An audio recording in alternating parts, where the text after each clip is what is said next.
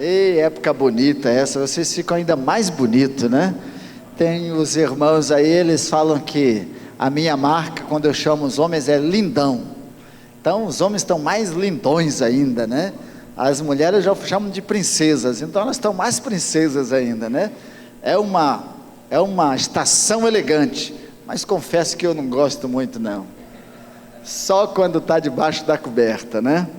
Mas só lembrando, os amados irmãos, o nosso churrasco, que acontece no mês de julho, no final do culto vai estar lá o Joederson, vai estar o Oséias, eles vão estar fazendo a distribuição dos convites, para você comprar o seu e nos ajudar a vender, churrasco a R$40, para se servir à vontade, só onde?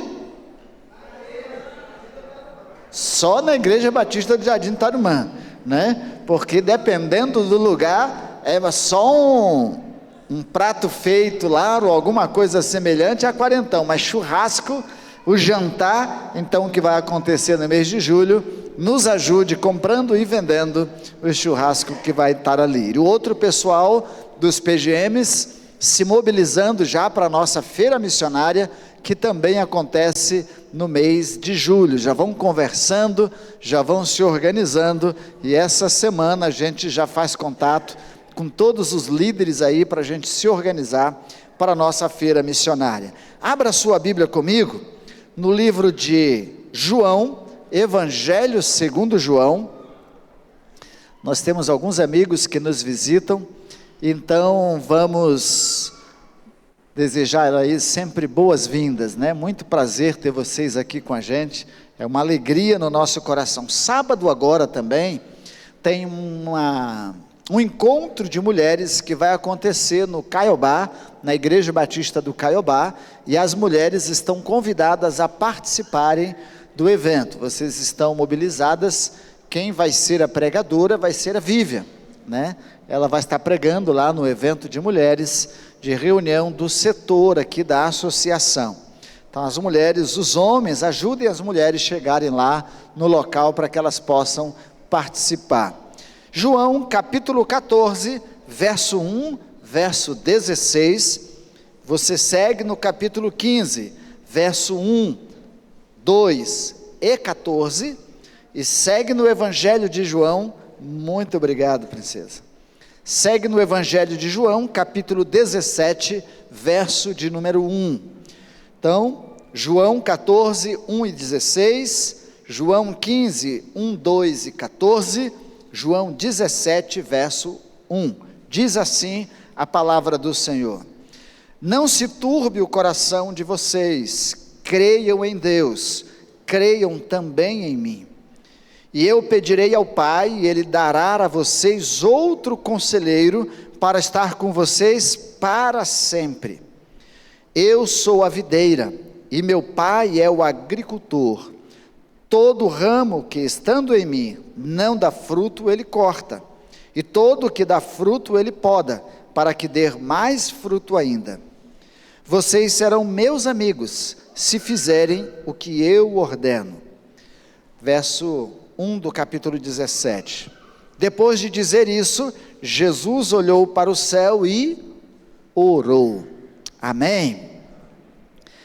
Eu quero pensar com os irmãos sobre ações motivadoras de Jesus.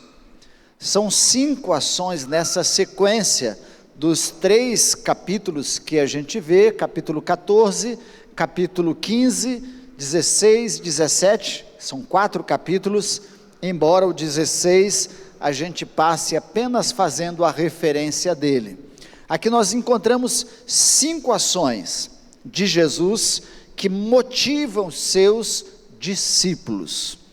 E quando a gente fala de motivação, confesso eu como pastor, e hoje a gente ouve muita crítica dizendo, olha, por aí só tem pastores pregando sobre motivação, né? São os pastores coach e tal, mas deixe-me dizer, a Bíblia está cheia de expressões motivadoras, cheias até porque diz, exortai-vos uns aos outros. Exortar é consolar, exortar é animar, exortar é motivar. É animar a pessoa para que ela persevere e permaneça. O que nós somos contra, e o senso crítico vai nessa direção, é quando alguns pregadores consideram que na vida cristã é tudo de boa, ou é tudo de bom, ninguém tem problemas, e se passar problemas, está fora da bênção. Então a vida é um sucesso, tudo vai dar certo, você não precisa passar por lutas, por problemas, por dificuldades, você conquista tudo na bênção de Deus, sem sacrifício, sem arrependimento, sem comprometimento e sem passar por tribulações. Esse aspecto a gente não considera. Mas quanto a nos animar, quanto a nos motivar, a Bíblia está cheia disso. E nós vamos ver aqui 5 ações de Jesus que levam seus discípulos a serem motivados, a ficarem bem despertos para seguirem a sua jornada, até porque eles estavam passando um momento difícil. Então, vamos aprender, sigam comigo, deixem a Bíblia de vocês aberta aí, para a gente ir acompanhando. Essa semana mesmo, nós fomos homenageados lá na Câmara dos Deputados, com uma comenda do Dia do Pastor, uma homenagem, em nome do pastor Gilson Breder. Todos conhecem quem era o pastor Gilson Breder, considerado um dos pastores mais motivados do nosso estado e mais motivadores. Aliás, a primeira igreja tinham 3 pastores, agora só tem um, porque tinha o Gilson, que era bem motivadão. Cansei de participar com o Gilson, e ele tirava o sapato e fazia algumas coisas, e olha, a gente ficava animado e motivado, porque ele era para cima, para o alto e avante. Parece um desenho animado, não parece? Para cima, para o alto e avante, ativar. Eita Deus, a memória vai longe. Mas tinha o pastor Ronaldo, lembra dele? Quem é jovem dessa época, super de Deus. E tinha o pastor, o William, dizia assim, meu sonho, Então quando ele encontrava qualquer coisa, meu sonho. Pessoas animadas, motivadas, estão sempre colocando a gente para cima. Então vamos ver aqui, a primeira ação motivadora de Jesus, é que ele apresentou-se como o caminho para o céu.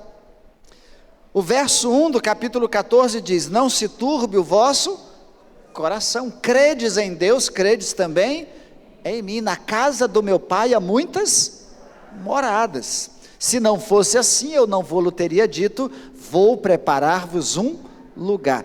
Que contexto Jesus está dizendo sobre isso? Na verdade, o coração dos discípulos estavam angustiados, eles estavam perplexos, eles estavam perturbados mesmo, conturbados. Por isso Jesus diz para ele, não se turbe o vosso coração. Então, a expressão mais comum que a gente possa entender como turbado o coração é agitado. Um coração agitado, ansioso, preocupado. Por quê? Porque Jesus disse, eu vou para Jerusalém, lá eu vou ser preso, lá eu vou ser morto, e lá o terceiro dia eu ressuscitarei. O ressuscitarei eles não lembravam, só ficou na cabeça, vou para Jerusalém, vou ser preso e vou ser morto. E toda a expectativa, e todo o sonho que eles tinham colocado em cima da pessoa de Cristo Jesus e do seu ministério, não era eterno, não era numa transcendência de vida eterna, de eternidade, não, eles estavam pensando que o reino era terreno. Jesus ia libertá-los do Império Romano, ia assumir o domínio, o controle, ia ser o rei de Jerusalém, e por isso as mães de 2 dos discípulos disseram: quando chegares lá, coloque um dos meus filhos à direita e o outro à esquerda. Então eles estavam pensando em posições, estavam pensando em status, estavam pensando em liderança, estavam pensando em coisas materiais mesmo. Embora estivesse vendo tudo numa ação de cura, de restauração, do agir de Deus, do ministério de Deus, de Cristo Jesus aqui, mas a expectativa era terrena e não podiam deixar de estar assim. E agora, quando eles entendem que Jesus vai morrer, ele disse: não se turbe o vosso coração. Prestem atenção, na casa do meu pai há muitas, para onde eu vou levar vocês. Quando tudo estiver pronto, eu vou levar vocês para lá. Então não fiquem presos às coisas daqui, porque, como disse o apóstolo Paulo, tudo aqui passa. O que permanece é eterno, e é para lá que eu vou levar vocês. Então a nossa vida, se nós queremos ser motivados, ser pessoas que seguem a vida com alegria, e a gente vai entender essa alegria depois, nós temos que olhar para a eternidade, para o que Deus nos tem prometido na eternidade, porque aqui tudo vai passar, tudo vai ficar, 80, 50, 60, não sei quantos anos cada um tem a oportunidade de viver, mas passa a vida. E se nós não olharmos para a eternidade, vamos viver conturbado, perturbado, turbado o nosso coração, e esquecendo de crer em quem deveríamos crer. Porque o convite seguido de Jesus é: não se turbe o vosso coração, credes em Deus, mas também creiam em mim. Não percam a sua confiança, nem em Deus e nem no que vocês estão aprendendo de mim. E aí, nessa sequência, ele vai se apresentar como: eu sou o caminho, a verdade e a vida. Porque quando ele vai dizer sobre o caminho do céu, e olhar para o céu, e na casa de meu pai, Tomé vai dizer assim: Senhor, mas para onde o Senhor vai? Mostre-nos o caminho. E ele diz: eu sou o caminho, a verdade e a vida. Ninguém vem ao Pai senão por mim. Verso de número 6. Então, irmãos, primeira palavra que a gente tem, e como ação de Cristo Jesus, para vivermos motivados na vida cristã, e na vida em todos os sentidos, é olharmos para a eternidade, sem deixar de crer em Deus, e sem deixar de confiar em Cristo Jesus. Verso 6 e o verso 11, ele vai dizer: para viver nessa morada, a celestial, só havia um caminho, ele mesmo, 14,6, quem quisesse estar lá, teria que conhecer o Pai através de Jesus.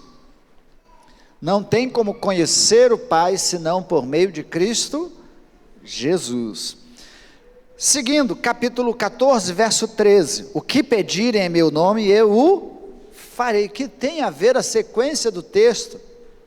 Na verdade, Jesus está dizendo: se vocês crerem em mim, se vocês creem de fato em Deus, vocês farão coisas que eu estou fazendo, e até muito, muito mais. Vamos ver as coisas que Jesus estava fazendo? Ele disse: de vila em vila, de lugar em lugar, de casa em casa, é chegado o reino de Deus. O reino de Deus está no meio de vós, o reino de Deus está dentro de vós. Uma das coisas que Jesus fazia era anunciar a chegada do reino de Deus. A outra coisa que ele fazia, curar os enfermos. A outra coisa que ele fazia, expulsar os demônios. E por que nós podemos fazer mais do que ele fazia? Jesus exerceu seu ministério por quantos anos? 3 anos. Quantos anos você é crente? você já poderia estar fazendo muito mais do que Jesus fez. Porque nos é dado a anunciação também do reino de Deus. Nós temos que proclamar a chegada do reino de Deus em Cristo Jesus. Nós temos que orar pelos enfermos se eles estiverem enfermos. E enquanto vamos pregando o Evangelho, nós vamos impondo as mãos sobre os enfermos e orando sobre elas, e se elas forem curadas, glória a Deus. Se estiverem opressas, oprimidas, possessas, expulsarmos os demônios e em seguida proclamarmos é chegado o reino de Deus, para que eles se convertam e não haja mais lugar para nenhum espírito senão de Deus. E isso nós podemos fazer. Jesus até então estava fazendo sozinho. Agora, como igreja, a isso vai muito mais. Só no estado de Mato Grosso do Sul, nossa estatística diz que nós somos mais de 42 mil batistas. No Brasil, nós somos mais de 1,5 milhão, acho que chegando a 2 milhões de batistas, ou mais. Se incluirmos aqui as outras denominações evangélicas, quantos milhões? 30%. Só no Brasil nós estaríamos fazendo muito mais do que Jesus já fez. Até porque ele estava limitado na condição de encarnado como Deus, mas limitado à geografia, ao tempo, àquela localidade da Judéia, de Samaria, da Galileia, estava preso aquele pedaço, geograficamente bem pequeno. Mas hoje a igreja de Cristo Jesus está espalhada pelo mundo inteiro. Então Jesus disse, vocês podem fazer até muito mais do que eu estou fazendo. E essa é uma realidade.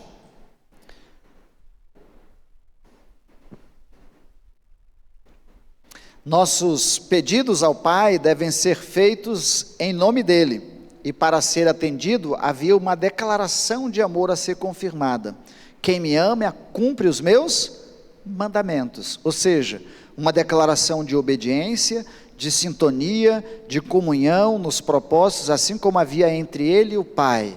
O Pai que vive em mim está realizando a obra dele. O Pai que habita em mim está realizando a sua obra através de mim. Verso 10, parte B do verso. Então, Jesus estava fazendo a obra que Deus havia dado para ele fazer. E Deus realizava isso através da sua vida encarnada. Assim como Deus realiza a sua obra através de nós. Vós sois a luz, e aonde há luz não há. Já pensou? Eu não vou pedir para apagar a luz, que vai dar interferência em tudo aí, né? Mas imagine você como uma lâmpada de 350 watts. É até mais que isso. Chega na escuridão, ligou a luz, clareia tudo. Você é essa luz. Já pensou nisso? Onde há trevas, quando você chega, tudo fica claro. Os pecados se evidenciam, os erros, as coisas erradas aparecem, e é por isso que Jesus vai advertir lá na frente sobre outra realidade. Prometeu, o segundo ato motivacional de Jesus é que ele promete o Espírito Santo, o Consolador, que estaria para sempre com seus discípulos. Então, o primeiro ato motivacional de Cristo Jesus é nos apontar à eternidade. E olhando para a eternidade, enquanto vivemos aqui, realizamos a obra que Ele fez também neste mundo, e agora nós continuamos a fazer a mesma coisa. Anunciamos o reino de Deus, expulsamos os demônios e curamos os enfermos. Nós não, Ele, mas através de nós. E o segundo, a presença do Espírito Santo. Para quem estava triste, um consolo. Diz assim, eu vou, mas eu vou mandar o Consolador. O meu Espírito estará para sempre com vocês. O mundo não pode receber. Verso 17, capítulo 14. O mundo não pode receber porque não conhece. Irmãos, aqui tem um detalhe muito importante. Preste bastante atenção. Não basta ser só crente. É preciso conhecer Deus plenamente e na sua trindade, na sua ação triuna. Quem é Deus, quem é Jesus e quem é o Espírito Santo de Deus. Se não conhecemos o Espírito de Deus, podemos não permitir que o Espírito de Deus haja na nossa vida e nos use, ora por preconceito, ora por ignorância, e ora por frieza, porque não sabe nem quem é o Espírito de Deus. Isso aconteceu na casa de Cornélio, se lembram? Eles ouviram falar de Jesus, mas não tinham ouvido falar sobre o Espírito Santo. E aí quando Pedro chega e anuncia, e aí veio sobre eles o Espírito Santo, também estendendo ali como promessa para os gentios. É preciso conhecer a obra do Espírito Santo de Deus na nossa vida. Eu fico abismado, porque eu vejo campanha em algumas igrejas, venha receber o Espírito Santo, venha receber o Espírito Santo. Irmãos, quando nós anunciamos o reino de Deus, o Evangelho de Cristo Jesus, ele vai com toda a sua plenitude, Deus, Filho e Espírito Santo. E se você não tem ouvido isso aqui, eu vou dizer que você é mentiroso, ou então não está vindo nos domingos. Ou vem só de vez em quando, o dia que é pregação, mas a gente aprende qual que é a obra do Espírito. Se não ouviu, vai ouvir hoje. Então, quem não conhece a ação do Espírito Santo é o mundo, que não conhece Deus, não conhece Cristo Jesus, e muito menos quem é o Espírito Santo de Deus, o que ele faz, qual o papel dele, como ele se manifesta, como ele age na nossa vida, qual é o seu compromisso com a igreja. Então, a gente acabou de estudar sobre isso na IBD, na Escola do Discípulo. A prova de que o temos é a obediência à sua palavra, capítulo 14, verso 21. O Espírito Santo ilumina o nosso entendimento, fazendo-nos compreender a sua palavra, e compreendendo a palavra, nós passamos a aplicar, viver essa palavra. A fé vem pelo ouvir, e ouvir a palavra de Deus, e o exercício da palavra nos leva a essa obediência. É a declaração de que nós amamos a Deus. Se eu amo Deus e não obedeço, eu estou mentindo. Então, nossa declaração de que de fato amamos a Deus é quando nós o obedecemos. Você pode dizer assim: eu amo meu pai e minha mãe, mas se você desobedece, é uma declaração de rebeldia, não é uma declaração de amor. Então, quando nós amamos a Deus e conhecemos a sua palavra e não o obedecemos, não é uma declaração de amor, é uma declaração de rebeldia. A prova de que o temos é exatamente a obediência à sua palavra. Ele nos lembrará e nos guiará a toda a verdade, verso 26 do capítulo 14. É o Espírito Santo que nos guia, que nos orienta, que esclarece as coisas. Não é só o que a gente chama de consciência. A consciência, sem a iluminação do Espírito e sem o conhecimento da palavra, ela pode ser falha, porque ela pode ser mundana, desprovida de valores, de preceitos, de temor a Deus e de tudo mais. Então a minha consciência fica elástica, né? Sem nenhum temor e sem nenhuma reverência. A nossa consciência, ela vem do que Paulo vai chamar de que nós temos a mente de Cristo. E quem tem a mente de Cristo, quem tem o Espírito Santo de Deus, que vai nos guiar a toda a verdade, que vai nos orientar e nos conduzir a toda verdade.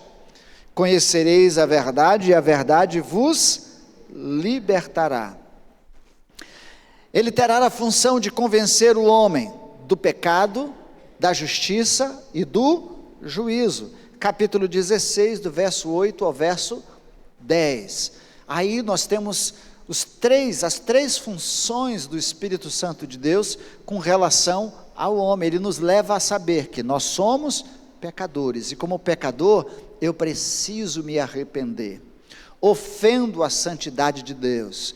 Ele me convence da justiça, que eu não sou salvo pelas minhas ações, pelas minhas obras, os meus atos são insuficientes para me salvar, mas alguém se ofereceu para o meu resgate, e a justiça na minha vida é feita por meio de Cristo Jesus.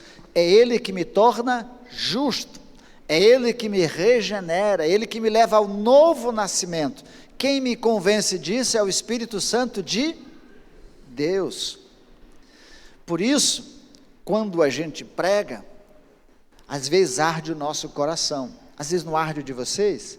Eu, às vezes, quando eu estou ouvindo uma mensagem e a palavra vem e parece que eu estou dentro de um tonel e vai me rodando assim, né? Vai me jogando para lá, me jogando para cá. Eu digo, ô Pai, me segura aqui, né? Às vezes vem a lágrima, às vezes vem um choro, às vezes vem uma raiva, por que eu ainda faço isso, um arrependimento, né? O desejo de mudar, de voltar, de me direcionar ao caminho. Mas a palavra de Deus, ela mexe com a gente. É o Espírito nos convencendo do pecado. É o Espírito nos convencendo que só pela ação de Cristo Jesus é que nós somos salvos. Só por meio dele a gente é reconectado ao Pai. Do juízo, porque todos nós vamos ter que comparecer perante o tribunal de Deus. Eu vou comparecer, e lá eu não vou ser condenado, mas eu vou ser julgado. Eu não vou ser condenado para ir para o inferno, porque quem já recebeu a Cristo Jesus está livre da condenação. Lembram? Na verdade vos digo, quem ouve as minhas palavras e crê naquele que me enviou, tem a vida eterna e não entrará em condenação, mas passou da morte para a vida. Lá eu não vou ser condenado à morte se eu tenho Cristo Jesus como Senhor e Salvador, mas eu vou ser julgado pelas minhas ações, pelas obras que eu realizo, pelo que eu promovo no reino de Deus. Se eu anuncio o reino de Deus, se eu oro pelos enfermos, se eu liberto os opressos e oprimidos, se eu cuido dos órfãos, se eu cuido das viúvas, se eu sou solidário, se eu faço isso, se eu ajudo pessoas ou se eu não ajudo, se eu sou egocêntrico, egoísta, e tudo isso lá vai aparecer e eu vou prestar contas diante de Deus. Quem nos convence dessas coisas? O Espírito Santo de Deus. Todo aquele que fizer o contrário disso, não vem de Deus. Não, você pode viver do jeito que você quer, não vai dar nada não. Isso aí é baboseira, pode viver de qualquer jeito. Isso não é de Deus. O Espírito de Deus vai acender a luzinha lá, outros, está errado. Então, essa é a ação do Espírito Santo de Deus, e ele glorificará o Filho, capítulo 16, verso 14. Tudo que realizamos por meio do Espírito Santo de Deus, e tudo aquilo que Ele realiza na nossa vida, não é para a glória nossa, mas é para a glória de Deus. Não é para envaidecimento nosso, mas para a honra e glória de Deus. Se você cura um enfermo, ora e expulsa um demônio, você não chega batendo o pé, o demônio me obedece. Lembra de Jesus, quando ordenou os 70, pastor Wilson pregou, dando exatamente uma ênfase da cura, da libertação, mas a outra era, quando os discípulos chegaram, Jesus, e aí como foi? Os demônios nos obedecem, os enfermos são curados, isso acontece, isso, aquilo. Era uma reunião assim, todo mundo se achando. Ele diz assim: alegrai-vos, porque o vosso nome está escrito no livro da vida. O resto é glória dele. A nossa alegria maior é porque o nosso nome está escrito no livro da vida. Tudo mais que fizermos é glória de Deus. Amém? Amém. Assim como o Pai glorifica o Filho glorifica o Pai, o Filho glorifica o Espírito glorifica o Filho. Unidade perfeita. Não tem ninguém falando mal de ninguém. Outro ato motivacional de Jesus, ele apresenta-se como a videira verdadeira. E por que videira verdadeira? Porque no Velho Testamento, especialmente no livro de Jeremias, a nação de Israel é considerada videira, a vide, né? Então, e eles estavam se achando. Vocês se lembram da discussão de Jesus com os fariseus? Quem é circunciso, quem é filho de Abraão, está na bênção. Ele diz assim: até das pedras eu posso suscitar filhos de Abraão. Mas quando a gente lê em João capítulo 1, verso 12, 13, 14, mas a todos quantos o receberam, deu-lhes o poder de se tornarem filhos de Deus, a saber, os que creem no seu nome, que não nasceram do sangue, nem da vontade do homem, mas de Deus. Então, é nessa condição, é preciso estar ligado nele para produzir fruto. Nós não conseguimos produzir nada tão excelente se não estivermos ligados à videira Cristo Jesus. Podemos ser pessoas boas, solidárias e tudo, mas fruto do Espírito, produzido pelo Espírito de Deus, é preciso estar ligado a Cristo Jesus. E vamos ver quais os frutos, ou qual fruto que é produzido. Gálatas 5:22 dá dica. Quais são?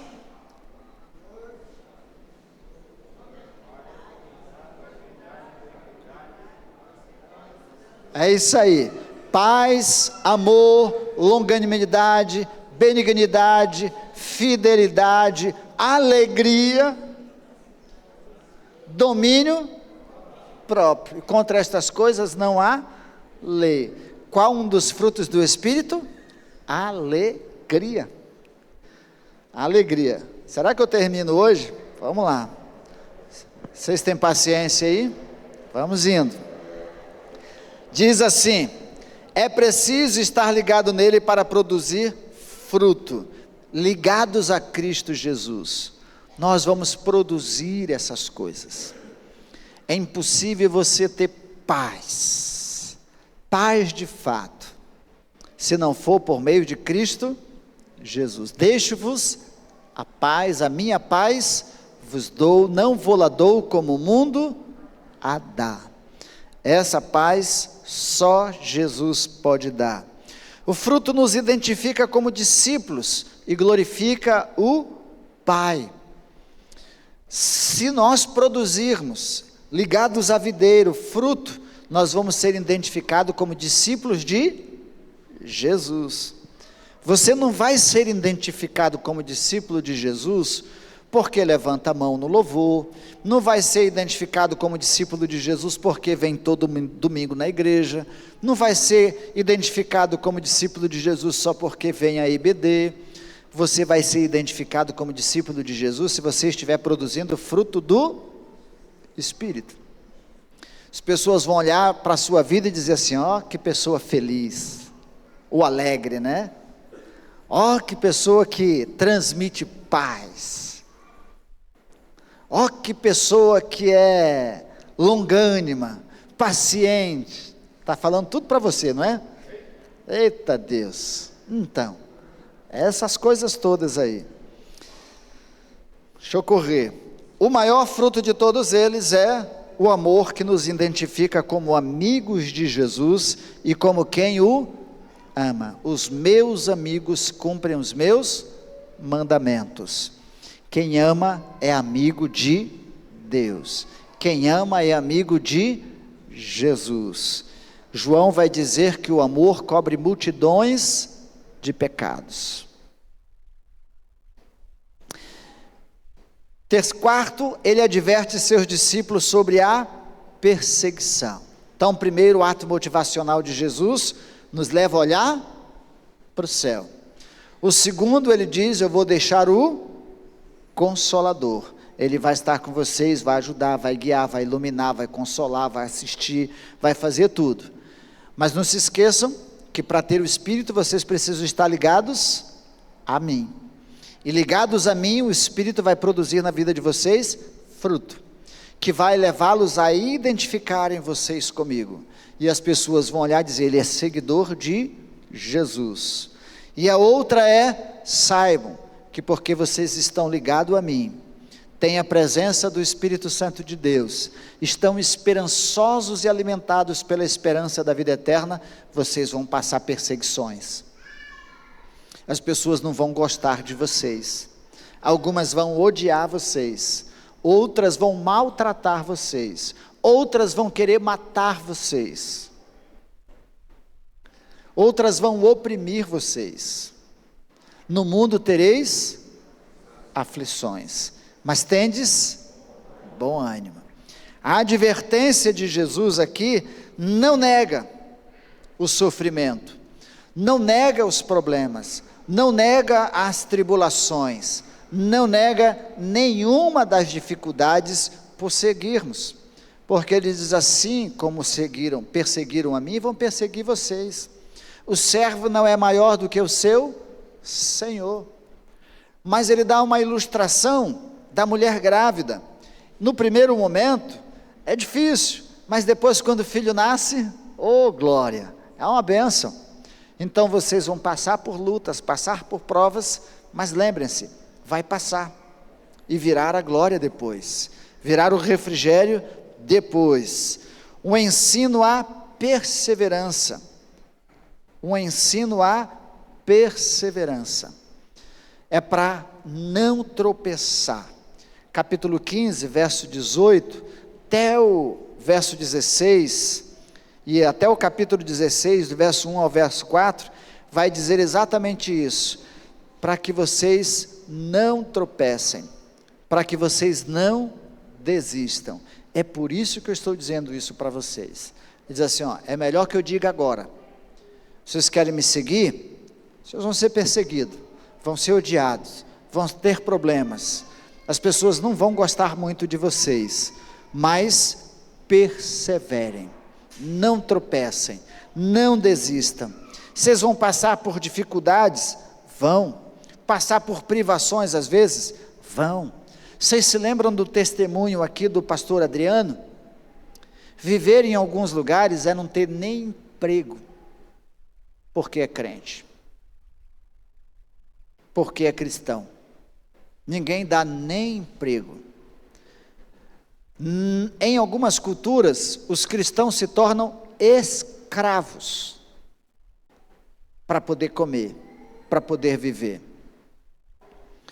E alguns, suas casas são ateadas fogo. Outras, as mulheres são estupradas, abusadas, violentadas. As grávidas têm seu ventre aberto, porque são cristãos. Nós temos muita liberdade, mas mesmo assim não está ficando fácil para nós. As coisas estão se estreitando para nós no Brasil também. Dependendo, se eu for de casa em casa bater para ensinar a Bíblia, alguém pode me denunciar por importunação. E eu posso ser preso. Se eu proclamar algumas verdades que a Bíblia ensina aqui no púlpito e for transmitido na mídia, os canais podem ser cerceados. Então, anunciar o reino de Deus e o evangelho de Cristo Jesus não está ficando fácil. Mas Jesus disse que nós iríamos passar por tudo isso. Vamos parar? Retroceder? Não. Então, se há uma coisa que Jesus nos anima e nos motiva, é passar pelas provas, passar pelas lutas, passar pelas dificuldades, pelas enfermidades, pela escassez, como diz Matos Nascimento, dando glória a Deus. Ora, por último, Jesus ora profeticamente em favor dos discípulos, e aqui a gente vai caminhando para o fim. O quinto ato motivacional de Jesus é dobrar os seus joelhos, levantar o rosto aos céus e orar em favor dos seus discípulos. Então Jesus, nos seus atos, que podem nos animar, nos motivar, nos impulsionar a não desistirmos, a perseverarmos na vida cristã e na nossa caminhada, primeiro qual foi? Olhe para o céu. Veja o que você já conquistou e já ganhou. Segundo, eu estou te dando o Consolador, o Espírito que habitará na sua vida. Terceiro, eu estou dizendo que você está ligado a mim. E ligado a mim, você vai produzir fruto. Você vai ser reconhecido como meu discípulo. Depois, você vai ser perseguido. Você vai passar por provas, vai passar por lutas, vai passar por dificuldades, mas eu estou orando por você. Eu vou orar por você. Eu vou interceder em favor da sua vida. E a oração de Jesus, apresentada aqui diante de Deus, ele reconhece, e os discípulos até reconhecem isso, que ele tem toda a autoridade dada pelo Pai para conceder vida eterna. Os discípulos sabem e reconhecem isso, e Jesus admite, diz assim: Pai, eles me reconheceram, eles sabem que eu lhes dou a vida eterna. A convicção estava no coração dos discípulos, e por esses discípulos, convictos de quem era Jesus aqui, ele dobrou seus joelhos e intercedeu. Também para terem unidade entre eles, para terem alegria plena. Irmão, Jesus não orou para a gente ser feliz, ele orou para a gente ter alegria. Alegria é fruto do Espírito. Felicidade é circunstancial, e geralmente a gente só se declara feliz quando as coisas boas estão acontecendo. Braz, depositaram hoje 100 mil na sua conta. Vai pagar pizza para toda a igreja hoje. Braz ia sair daqui feliz, ou contente, ou feliz, né? No conceito aqui de felicidade, eu estou feliz hoje. Mas se de repente o Braz soubesse, Braz, rasparam todo o dinheiro que tinha na sua conta. Tiraram tudo, não ficou nada, você caiu num golpe. Ele ia ficar feliz? Não. Mas ele ia perder a alegria dele?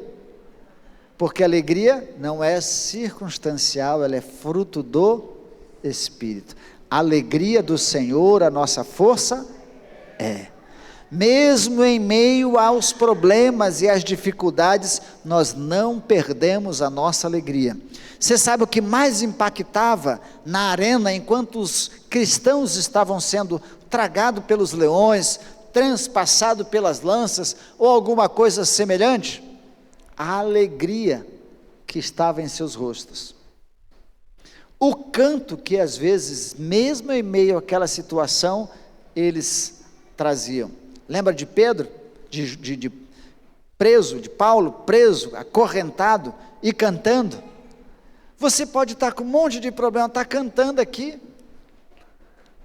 Deve estar zerada a sua conta, final do mês, meio do mês, você está cantando aqui, oh glória a Deus. Está feliz, está contente, está alegre. Então, o conceito de alegria é mais do que o de felicidade. Para serem protegidos do maligno. Jesus orou para que o inimigo não tocasse na nossa vida. Tudo que ele faz, se não houver a liberdade de Deus, ele não pode fazer. E Jesus disse: Senhor, eu peço que não os tires do mundo, mas que os livres do mal. Que o maligno não toque neles. Sabe o que é isso?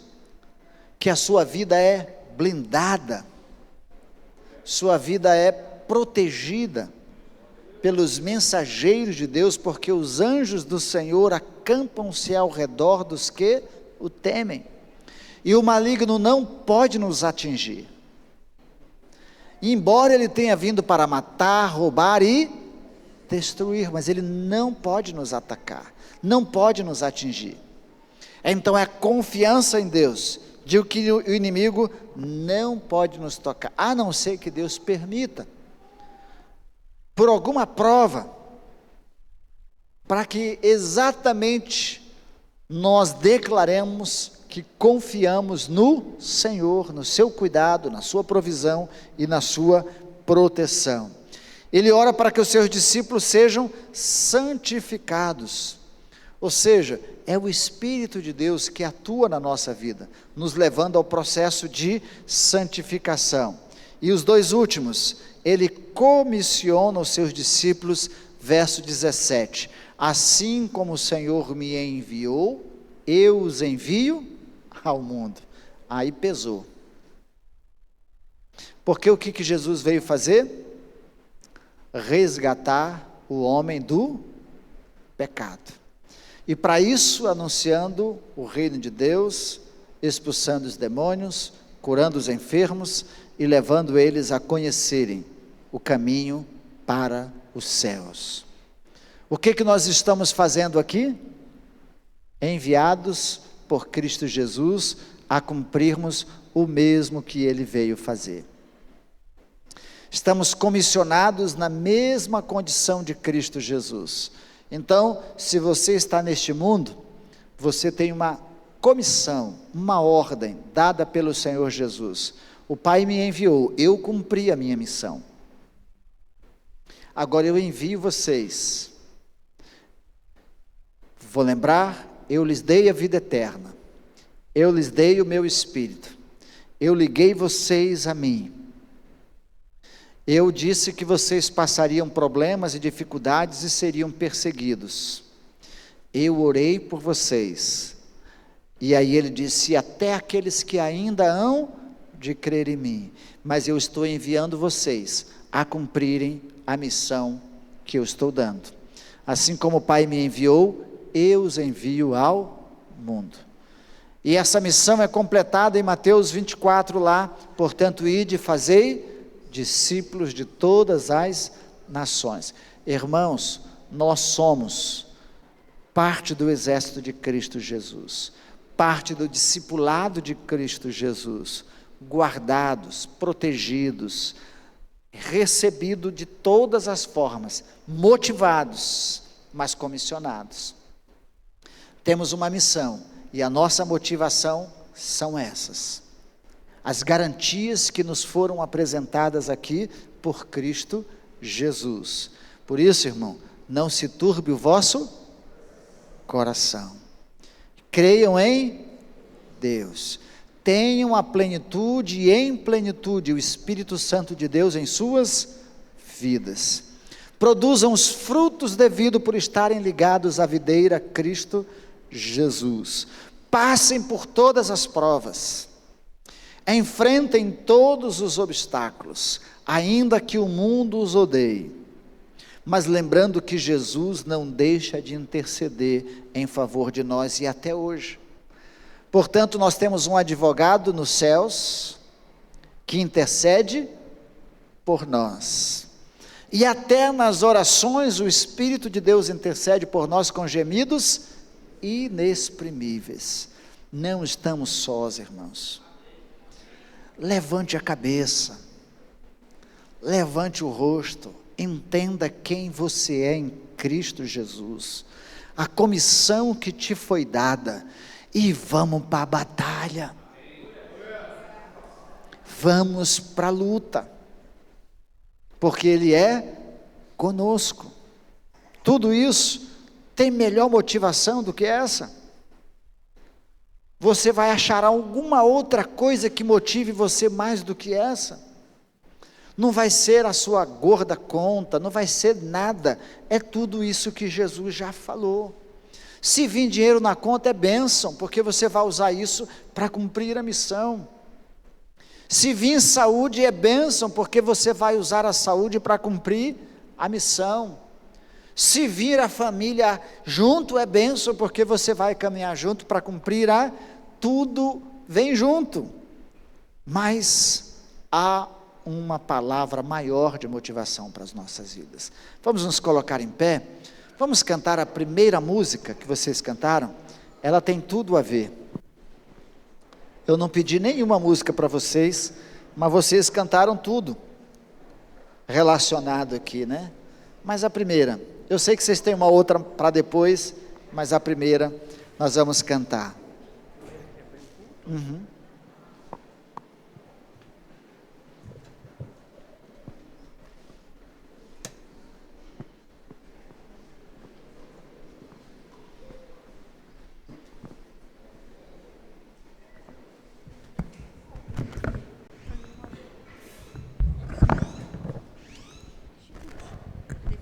Pense nessa letra enquanto você estiver cantando. Declare isso como uma verdade da sua vida e para a sua vida, como promessa de Deus também.